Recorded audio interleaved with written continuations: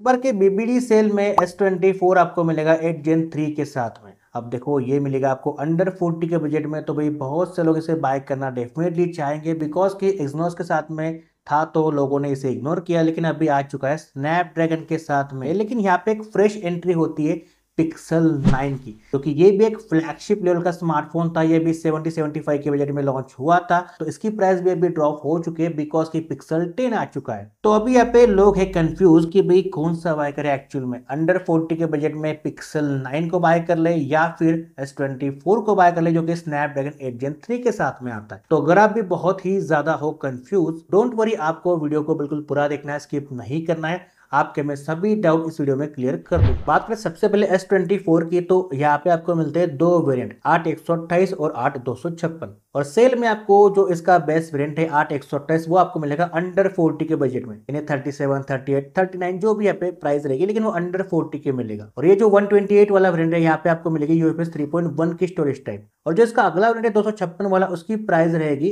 40 से ऊपर, यानी कि 42, 43 के आसपास यहाँ पे आपको देखने मिलेगा, यानी कि वो 45 के बजट के अंदर रहेगा। और यहाँ पे आपको UFS 4.0 की स्टोरेज टाइप देखने मिल जाएगी। तो ये बात तो क्लियर हो गई। लेकिन बात अगर पिक्सल 9 की, तो ये आपको अंडर 40 की देखने मिलेगा, जो कि 36 के आसपास देखने मिलेगा। और यहाँ पे आपको मिलेगी 12 GB की रैम और 256 GB की स्टोरेज, यानी कम बजट में आपको यहाँ पे रैम भी ज्यादा मिल जाती है और यहाँ पे स्टोरेज भी डबल मिल जाती है। बट यहाँ पे आपको UFS 3.1 की स्टोरेज टाइप देखने मिल जाएगी। लेकिन क्या आपको बस यही देख करके पिक्सल 9 को बाय करना है या फिर थोड़े पैसे एक्स्ट्रा लगा करके आपको S24 को चेकआउट करना है? तो इसको हम थोड़ा डिटेल में समझते कि कौन सा फोन आपको ज्यादा बेटर वैल्यू प्रोवाइड करेगा। लेकिन इससे पहले हम बात करते हैं बाय हट के क्रोम एक्सटेंशन के बारे में। तो अभी बहुत जल्दी सेल स्टार्ट होने वाली है, तो आप चाहे जहां से भी ऑनलाइन शॉपिंग करो, फ्लिपकार्ट से करो, अमेजोन से करो, तो आप जो भी कुछ बाय करने वाले हो तो डेफिनेटली इसके लिए आपको यूज करना है बाय हट के क्रोम एक्सटेंशन को। तो जैसे कि मैंने S24 अल्ट्रा को यहाँ पे सिलेक्ट किया और आप यहाँ पे राइट साइड में देखो तो यहाँ पे इसकी प्राइस हिस्ट्री दिखा रहा है, तो इसकी प्राइस कितनी और कब कब ड्रॉप हुई है। और लोएस्ट कीमत को समझने के बाद में आप यहाँ पे प्राइस अलर्ट भी लगा सकते हो। तो जैसे ये फोन लोएस्ट कीमत के ऊपर आ जाता है जो कि आपने सेट की है, वैसे ही आपको नोटिफाई कर देगा आपकी ईमेल के ऊपर, और फिर आप लोएस्ट कीमत के ऊपर अपनी डील को क्रैप कर सकते हो। और आप कंपेयर भी कर सकते हो कि आपका जो प्रोडक्ट है किसी और साइट के ऊपर क्या कीमत के ऊपर मिल रहा है। तो जहाँ पे लोएस्ट कीमत रहेगी आप वहां से उसको चेकआउट कर लेना। तो बाय हट का लिंक आपको मिल जाएगा इस वीडियो के डिस्क्रिप्शन बॉक्स के अंदर। तो बात करें सबसे पहले परफॉर्मेंस की, यानी कि चिपसेट की, तो भाई कौन यहाँ पे ज्यादा बेटर है, किसकी स्टेबिलिटी अच्छी है, कौन यहाँ पे रिलायबल है, कौन यहाँ पे लॉन्ग टर्म में आपको ज्यादा बेटर आउटपुट निकल के देगा। तो यहाँ पे थोड़ा बिल्कुल ध्यान से समझ लेना, स्किप मत करना। ओके, तो यहाँ पे एक तरफ है पिक्सल 9 में टेंसर G4 का चिपसेट। तो पहले इसके बारे में बात कर लेते हैं। तो भाई देखो जो टेंसर G4 है ना, ये फैब्रिकेटेड बाय सैमसंग है, लेकिन अभी इनकी डील कंप्लीट हो चुकी है, यहाँ पे कॉन्ट्रैक्ट खत्म हो चुका है। तो जो अभी पिक्सल 10 लॉन्च हुआ है वहां पे आपको टेंसर G5 देखने मिलता है, जो कि TSMC फैब्रिकेटेड है, जो कि अच्छी बात है। लेकिन टेंसर G4 यहाँ पे सैमसंग के अंडर बना हुआ चिपसेट है, तो भाई देखो आप यहाँ पे क्लियरली समझ सकते हो कि क्या यहाँ पे इश्यूज आ सकते हैं। अब देखो इश्यूज की बात हम करें तो यहाँ पे मेनली पिक्सल में क्या इश्यू देखने मिलता है, एक तो यहाँ पे नेटवर्क का इशू, सेकंडली यहाँ पे हीटिंग का इशू, थर्ड यहाँ पे कि आपको जो बैटरी वजह से इतनी बेटर नहीं मिल पाती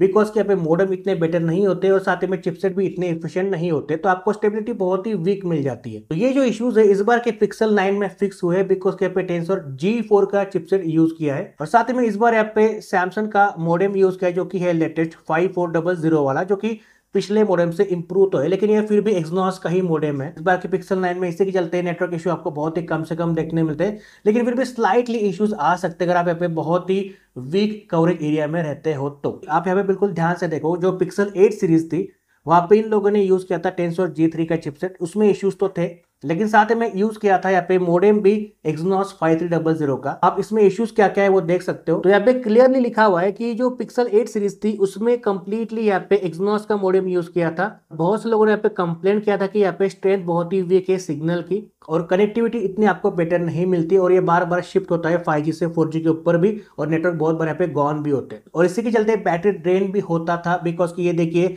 the constant searching for a better signal to overcome the weak signal can increase battery consumption.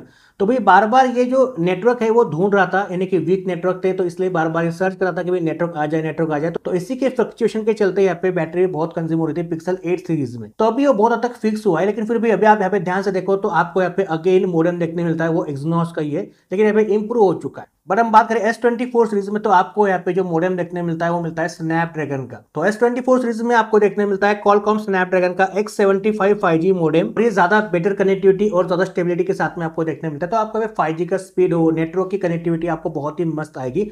और जो 8 Gen 3 वाला वेरिएंट है, आपको इसमें यही मॉडेम देखने मिलता है जो कि स्नैपड्रैगन का है। और बात हम करें Tensor G4 चिपसेट की, तो ये इंप्रूव तो हुआ है, लेकिन ये इतना पावरफुल चिपसेट बिल्कुल भी नहीं है। आप इससे अगर कंपेयर करते हो Exynos 2400 के साथ भी, तो जो AnTuTu स्कोर है वो Tensor G4 का आता है लगभग 1 मिलियन के आसपास, यानी कि 10 लाख के आसपास, जबकि Exynos का स्कोर आ जाता है लगभग 15 लाख के आसपास। तो जो Tensor G4 है वो Exynos को भी बीट नहीं कर पाता रॉ पावर के हिसाब से। तो 8 Gen 3 की बात दूरी है। तो इसी के चलते जो पिक्सल यहाँ पे आपको जो एक्सपीरियंस है नॉर्मली टास्क में बिल्कुल ठीक ठाक मिलेगा, लेकिन आप जब भी थोड़ा सा हेवी टास्क करने जाओगे, यानी कि फोन में वीडियो एडिटिंग करना हो, थोड़ी बहुत गेमिंग वगैरह करना हो, हेवी टास्क वगैरह करना हो, तो वहाँ पे बेटर आपको S24 निकाल के देगा परफॉर्मेंस, क्योंकि ये ज्यादा बेटर चिपसेट है कंपेयर टू Tensor G4 के मुकाबले में। और बात हम करें बैटरी के बारे में, तो पिक्सल 9 में मिल जाती है 4700 mAh की बैटरी, और S24 में मिल जाती है ओनली 4000 mAh की बैटरी। दोनों ही फोन यहाँ पे लगभग समान चार्जिंग को सपोर्ट करते हैं, यानी कि S24 सपोर्ट करता है 25 वाट मैक्स चार्जिंग को, और पिक्सल 9 सपोर्ट करता है लगभग 27 वाट तक के चार्जिंग को। 1 घंटा 20 मिनट से लेकर 1 घंटा 30 मिनट के बीच में दोनों ही फोन फुल्ली चार्ज हो जाते हैं, यानी कि 1.5 घंटा चार्ज होने को लगता है दोनों ही फोन को। और बात हम करें बैटरी बैकअप की, तो देखो मेरे पास S24 भी था जो कि Exynos वाला वेरिएंट था, उसमें लगभग 5 घंटे के आसपास का बैटरी बैकअप मुझे मिल रहा था, 5-5.25 घंटे के आसपास का, 5.5 घंटे यहाँ पे मैक्स टू मैक्स अगर आप बहुत ही कम से कम यूज करो। लेकिन अभी यहाँ पे स्नैपड्रैगन वाला वेरिएंट आ चुका है, तो यहाँ पे स्लाइटली एफिशिएंसी बढ़ जाती है, तो ये स्लाइटली आपको आधा घंटा एक्स्ट्रा बैकअप डेफिनेटली देने वाला है। तो आप यहाँ पे 5.5 से 6 घंटे का एसओटी पकड़ के चल सकते हो S24 के अंदर। लेकिन बात हमारे पिक्सल 9 की, तो भी देखो पिक्सल 9 के मैंने बहुत सारे रिव्यूज वगैरह देखे, बहुत सारे मैंने यहाँ पे वीडियोस भी कंपेयर वाले देखे, और साथ ही मेरे दोस्त के पास भी फोन था, लेकिन उसने बेच दिया यहाँ से 5-6 महीने पहले उसने सेल आउट कर दिया था। तो भाई उसको भी लगभग यही 5.5-6 घंटे का एसओटी देखने मिल रहा था। हाँ, यहाँ पे बैटरी एमएच बढ़ा तो है, लेकिन आपको यहाँ पे भी वही 5.5 से 6 घंटे स्लाइटली थोड़ा 20-25 मिनट का एक्स्ट्रा यहाँ पे बैकअप देखने मिल सकता है। अब यहाँ पे इश्यूज क्या है कि भाई देखो यहाँ पे Tensor G4 चिपसेट इतना यहाँ पे एफिशिएंट भी नहीं है। आपको मैंने बताया कि यहाँ पे Exynos का मॉडेम यूज किया है, और यहाँ पे तीसरी बात यह है कि यहाँ पे जो डिस्प्ले है वो आपको LTPO नहीं मिलता पिक्सल 9 के अंदर। तो आप S24 लो या फिर पिक्सल 9 लो, आपको इतना ग्रेट बैटरी बैकअप दोनों में देखने नहीं मिलेगा।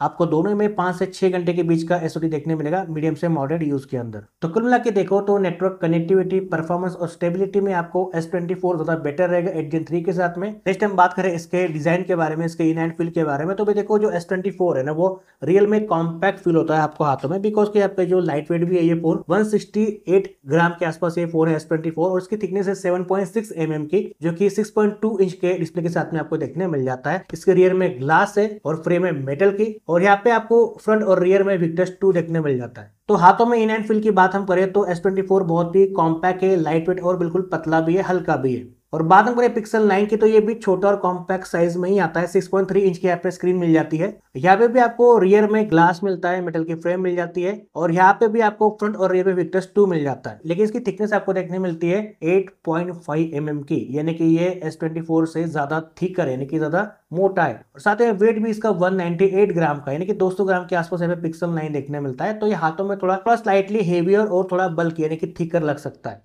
तो दोनों यहाँ पे कॉम्पैक्ट स्मार्टफोन है, और बिल्ड क्वालिटी भी दोनों की अच्छी है विक्टर्स 2 के साथ में। लेकिन बात हम करें कंप्लीट कॉम्पैक्ट स्मार्टफोन के बारे में और साथ में हल्का और पतला होने के बारे में, तो डेफिनेटली यहाँ पे S24 ज्यादा बेटर होता है इन हैंड फील के हिसाब से। लेकिन डिजाइन की बात हम करें, लुक्स की बात हम करें, तो डेफिनेटली यहाँ पे पिक्सल 9 बहुत आगे रह जाता है। इसका जो डिजाइन है वो बिल्कुल स्टैंड आउट होकर निकल के आता है, जो कि S24 से ज्यादा बेटर लगता है लुक के हिसाब से। नेक्स्ट हम बात करें डिस्प्ले की, तो भाई देखो यहाँ पे 6.2 इंच का डिस्प्ले है S24 में, 6.3 इंच का डिस्प्ले है पिक्सल 9 के अंदर। S24 में 2x डायनेमिक एमोलेड का पैनल है 120 हर्ट्ज के साथ में, और ये LTPO डिस्प्ले यानी कि ये 1 हर्ट्ज से लेकर 120 हर्ट्ज के बीच में स्विच होता है, तो बैटरी आपकी बच जाती है।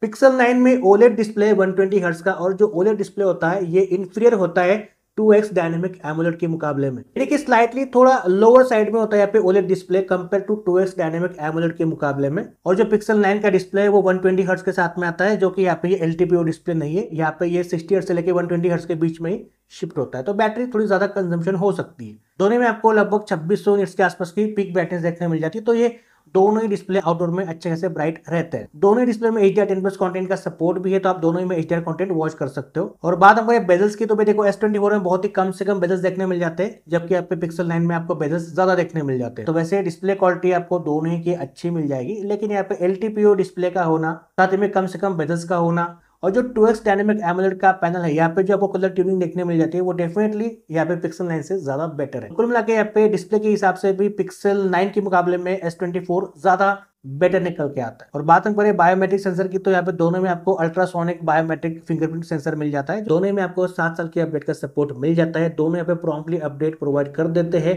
हाँ, थोड़ा जल्दी अपडेट आपको पिक्सल 9 के अंदर मिल जाती है, तो आपको बिल्कुल जल्दी अपडेट चाहिए, यानी कि जैसे अभी एंड्रॉइड 16 आएगा तो सबसे पहले आपको अपडेट मिलेगी पिक्सल के फोन के अंदर, उसके बाद में आपको फिर सैमसंग में प्रोवाइड हो जाएगी। तो आपको अगर जल्दी अपडेट चाहिए एंड्रॉइड वगैरह की, और अगर आपको स्टॉक एंड्रॉइड का एक्सपीरियंस पसंद है, तो फिर डेफिनेटली आप पिक्सल 9 के साथ भी जा सकते हो, लेकिन यहाँ पे आप बहुत ही कम से कम कस्टमाइज कर पाओगे। वन यूआई की बात हम करें तो यहाँ पे ये one of the best UI है एंड्रॉइड के अंदर। वन यूआई मेरी भी फेवरेट यूआई है, बिकॉज की यहाँ पे आप बहुत ज्यादा कस्टमाइज भी कर सकते हो अपने यूआई के साथ में, और यहाँ पे क्लीन, स्मूथ और फास्टर एक्सपीरियंस देखने मिल जाता है। तो ये आपकी चॉइस अलग हो सकती है कि आपको स्टॉक एंड्रॉइड के साथ जाना है या फिर वन यूआई के साथ जाना। नेक्स्ट टाइम बात करें कैमरास की, तो पिक्सल 9 में 50 का मेन कैमरा, 48 का अल्ट्रा वाइड और सेल्फी 10 MP का। और बात हम करें S24 की, तो यहाँ पे मेन कैमरा है 50 का, 12 का अल्ट्रा वाइड और टेलीफोटो 10 का। सेल्फी आपको यहाँ पे 12 MP का देखने मिलता है। तो देखो यहाँ पे कैमरा क्वालिटी आपको दोनों से अच्छी देखने मिलेगी, लेकिन बात हम करें फोटोज की, तो वो थोड़े आपको स्लाइटली बेटर देखने मिलेंगे पिक्सल 9 के अंदर, बिकॉज की इसकी जो प्रोसेसिंग है आपको थोड़ी बेटर मिल जाती है। बट अगर बात हम करें S24 की, तो यहाँ पे आपको फोटो क्वालिटी अच्छी मिलेगी, लेकिन यहाँ पे टेलीफोटो लेंस का यूज करके आप बहुत ही कमाल की पोर्ट्रेट फोटो क्लिक कर सकते हो,